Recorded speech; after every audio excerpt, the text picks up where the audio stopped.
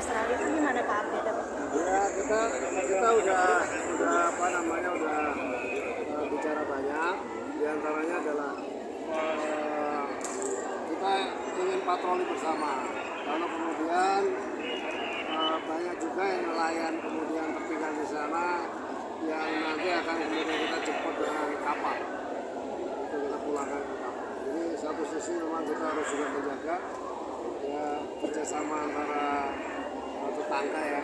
Karena kan kita di utara juga kita tahan begitu, ya di selatan yang kita sendiri kita punya juga intervensi. Tapi udah ketemu Pak sama dubes Australia ya? Ketemu? Ada kesepakatan nggak? Ada dong kesepakatan. Ya di antaranya kita patroli bersama itu. Patroli bersama itu yang paling penting. Lalu kemudian sisi lain adalah bagaimana kita memberikan pemahaman kepada masyarakat nelayan kita di daerah Lote. Ya, kemudian dia jangan lewat sampai ke pinggiran. Kan kalau Australia ini kan kebijakannya dia nggak di ini nih Pak, tapi kayak didorong pulang. Nah ini dari Australia tetap akan seperti itu atau bagaimana? Iya. Tetap akan seperti itu. Bersama-sama, nanti bersama-sama. Pak soal menanya soal kebijakan pajak tinggi Uni Eropa atas TNRI ini tindak lanjutnya gimana Pak? Kita berkoordinasi terus dengan Kementerian Perdagangan ya, untuk kita berjuang supaya sektor perikanan kita ini tentu tidak dikenakan karena ini masuk di dalam kelompok pertanian. Jadi kalau ada sesuatu yang di pertanian kita terdampak. Jadi kita ingin itu keluar dari situ. Satu lagi Pak, sama target swasembada garam 2024 itu yakin nggak sih Pak tahun depan swasembada? Kemarin surplus. Ya, Berapa tuh Pak? kita berusaha 2,5 tahun ini. Target 1,5.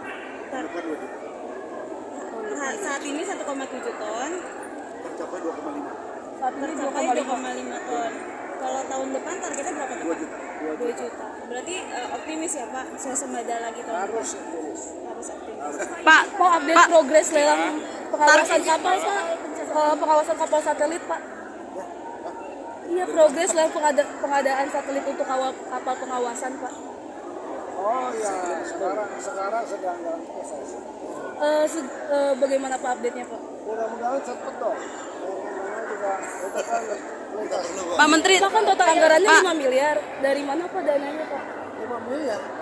Iya, dari informasi yang kita dapat sih total anggarannya 5 miliar. Kalau di salah mungkin bisa direvisi Pak. Ya, 300 juta dolar. 300 juta dolar. Pak, sumber dananya dari mana Pak? Pinjaman luar negeri. Terus dari mana saja Pak kapalnya itu berasal? Spanyol. Spanyol? Cuma Spanyol. Upaya KKP untuk mencegah penyalahgunaan BBM subsidi di oknum nelayan seperti apa Pak? PIT itu harus dijalankan dengan baik. Karena di dalam penangkapan ikan koruptor itu salah satunya adalah memisahkan antara nelayan pengusaha dan nelayan beneran. Nelayan pengusaha itu yang memanfaatkan yang memiliki tenaga kerja. Sebenarnya kerugiannya berapa sih Pak dari kalau penyalahgunaan BBM subsidi? Kita belum bisa hitung, tapi selalu tekor kan. Apakah Bapak setuju Pak kalau misalkan BBM subsidi untuk nelayan dihapuskan saja atau seperti apa Pak? Karena kan ini penyelewengan kan terjadi terus. Jadi soal tata kelola kita kaji dulu lah.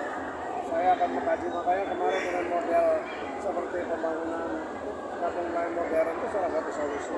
Karena kita tahu persis ada datanya, ya yang tidak terdaftar di situ ya tentu juga bisa. Dengan cara itu kita bisa eliminir.